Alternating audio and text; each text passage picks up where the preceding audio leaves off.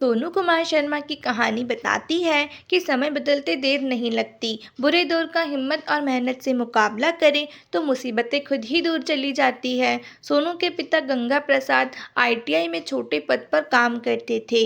कमाई इतनी ही थी कि किसी तरह अपना और परिवार का पेट भर सके, लेकिन आईटीआई में छात्रों को पढ़ते देख वे अपने सोनू के लिए सपने देखा करते थे। लेकिन उनकी दुनिया आईटीआई तक ही सीमित थी। उन्हें आईआईटी के बारे में पता भी नहीं था। सोनू पढ़ने में होशियार था, लेकिन पटना के जिस सरकारी स्कूल में वह पढ़ता था वहाँ शिक्षक रोज नहीं आते थे। उसके पास सारी किताबें भी नहीं थी, लेकिन आत्मविश्वास भरपूर था। पिता अपनी नौकरी के दम पर बड़ी मुश्किल से बच्चों के लिए किताब खरीद पाते थे।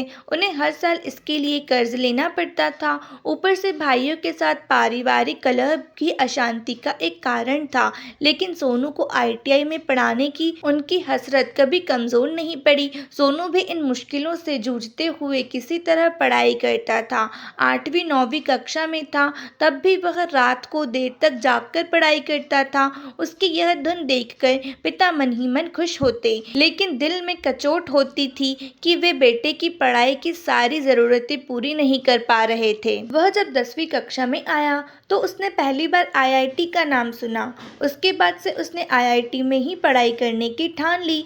किसी तरह 10वीं पास करने के बाद उसने पिता को आईआईटी के बारे में बताया तो उन्होंने पहली बार में ही मना कर दिया। उनके मन में तो आईटीआई बैठा था, फिर आईआईटी की तैयारी और पढ़ाई में होने वाले खर्च की भी उन्हें चिंता थी। लेकिन बेटे की जिद के आगे उन्हें घुटने टेकने पड़े। खर्च की व्यवस्था के लिए उन्होंने घर के कई सामान बेच दिए। इसी बीच सोनू को सुपर 30 के बारे में पता चला और एक दिन वह मेरे सामने था, बेहद शर्मीला और संकोची, लेकिन प्रतिभा से भरा हुआ। मैं पहले बार में ही उससे प्रभावित हुआ, पर बता नहीं सका।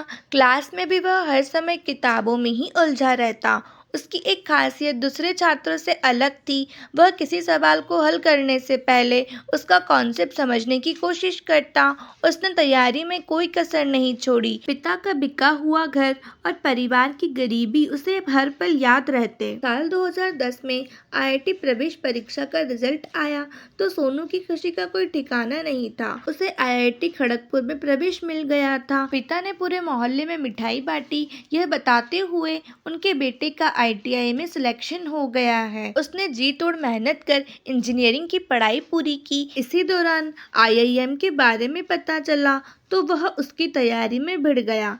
इधर कैंपस प्लेसमेंट में उसकी नौकरी रिलायंस कंपनी में लग गई। दूसरी ओर कैट परीक्षा में कामयाबी हासिल करने के बाद उसे आईआईएम में भी प्रवेश मिल गया। लेकिन अब यह फैसला नहीं कर पा रहा है कि परिवार की माली हालत सुधारने के लिए उसे नौकरी ज्वाइन कर लेनी चाहिए या मैनेजमेंट की पढ़ाई पूरी कर बेहतर भविष्य के लिए कोशिश करनी चाहिए। उसके पिता अब भी आईआईटी और आईटीआई के बीच का फर्क ज्यादा नहीं समझते, लेकिन इसका गुमान उन्हें जरूर है कि उनका खराब समय अब खत्म होने वाला है। हालांकि सोनू का संघर्ष अभी खत्म नहीं हुआ है। अब गरीब लोगों के लिए काफी कुछ करना चाहता है ताकि उसके जैसे दूसरे होनहार बच्चों को पढ़ाई के लिए इतना संघर्ष ना करना पड़े। उसने मुझसे भी इस बारे में पूछा तो मैंने बस इतना ही कहा कि जो भी करो दिल से करना। मुझे पता है कि सोनू कोई भी काम आधे मन से नहीं करता और ठान लेने पर कोई भी लक्ष्य उसके लिए चुनौती बन सकता है। आज की स्टोरी बस इतनी ही। अगर स्टोरी अच्छी लगी हो तो चैनल को सब्सक्राइब करिए और वीडियो को लाइक करना बिल्कुल मत भूलें। मिलते हैं अगली स्टोरी में। Thanks for watching.